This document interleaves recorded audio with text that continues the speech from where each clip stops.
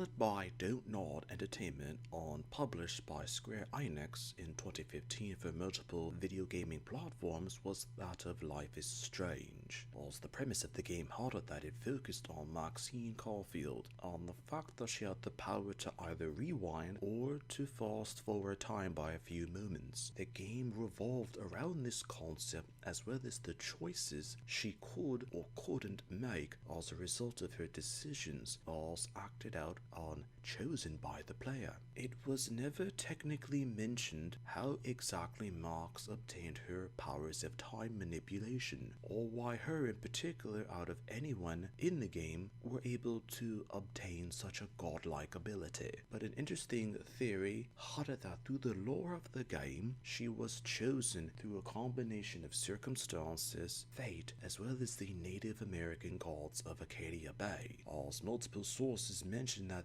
as the gods were angry with what had happened from when European settlement had commenced within Arcadia Bay and had used events of the game as well as Life is Strange before the storm to get revenge against the town as well as the inhabitants who lived within it. When Marx encounters Miss Grant outside the school, she tells Marx that the Native Americans and European settlers actually got along relatively well, and that Arcadia Bay was originally a peaceful settlement with both peoples as well as both cultures coexisting with minor problems. Marx mentioned that she didn't expect such cooperations between the two peoples, as other examples of Native American and European settlement within the United States or even Canada wasn't exactly peaceful, as Miss Grant mentioned that it all had to do with the people's tolerance for others, as well as a mutual cooperation for their fellow human beings. Problems began within Arcadia Bay from when Marx and Chloe discovered old records in the barn that showed when the Prescott family had obtained pieces of land in Arcadia Bay, which started the decline of the settlement into the state that it was depicted in by the time of the game's start. Nearly everyone in Arcadia Bay had mentioned to Marx through conversations or situations that when the Prescotts obtained the land, that they then used the revenue from the land to buy even more land within Arcadia Bay, as well as influence, until nearly everything in either an industrial, law enforcement, or even political means were under their partial or full control. That's why Nathan didn't hesitate to use the gun on Chloe, because his family literally controlled the police force, so nothing could be done, nor telling Principal Wills what had occurred, because he needed permission from the Prescott family to even do anything in terms of retaliation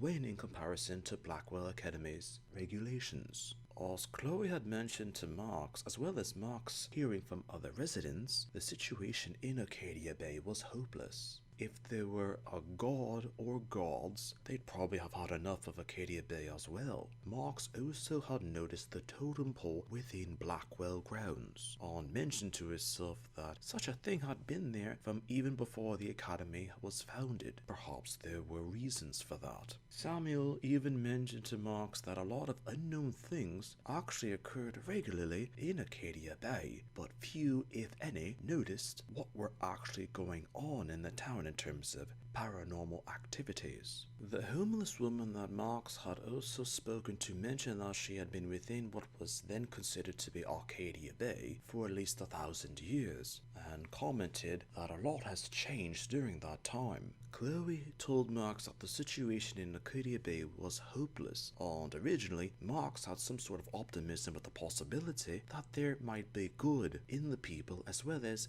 within Arcadia Bay itself. But with all that had occurred to her, Marx came to believe that Chloe was right and there was literally nothing good in Arcadia Bay at all, nor were there anything redeeming in terms of reasons or people in Arcadia Bay as well. Even when Marx was in limbo, she heard and saw the faults of everyone whom she had encountered in Arcadia Bay. People were either jealous of Marx or viewed her as an outsider that had come into their community. hope. Chloe told Max that the situation in Arcadia Bay was hopeless, and originally Max had some sort of optimism with the possibility that there might be good in the people as well as within Arcadia Bay itself. And by the end of the experience in the game, Max came to believe that Chloe was right and there was literally nothing good in Arcadia Bay at all, as the lore of the game suggested that Arcadia Bay had been tarnished beyond redemption and needed to be destroyed, as the canonical ending of the game had it that Arcadia Bay was indeed destroyed, as mentioned within Life is Strange 2. As it went even further than that, in Before the Storm, when Rachel and Chloe were in the park exploring it, a small piece of information said that crows were often messengers of the gods, and that although they should be respected, they were never meant to be trusted. As throughout Life is Strange, as well as Before the Storm, crows were often depicted and seen within the games. In Before the Storm, Rachel mentioned to Chloe that she wanted more out of her life, and that being in Arcadia Bay was essentially being dead. She said that she wanted to start something, even if she couldn't be a part of it to finish it, as the fire she started was considered to be the beginning of the end of Arcadia Bay. As depicted within the lore is that spirits, when in the presence of the old gods, took on many different forms, which made sense as Rachel's spirit was that of a doe, and only Max could see it. Not even Chloe was able to sense or even see her presence, which showed the likelihood of Rachel becoming part of something more, as well as Max's own powers being that of a perhaps divine or godlike origin, as well as the divine wrath of Arcadia Bay by the old gods. Sometimes Arcadia could be forgotten because gods were mentioned within the lore of particular video games, and according to online theories, were the reason for a town's destruction.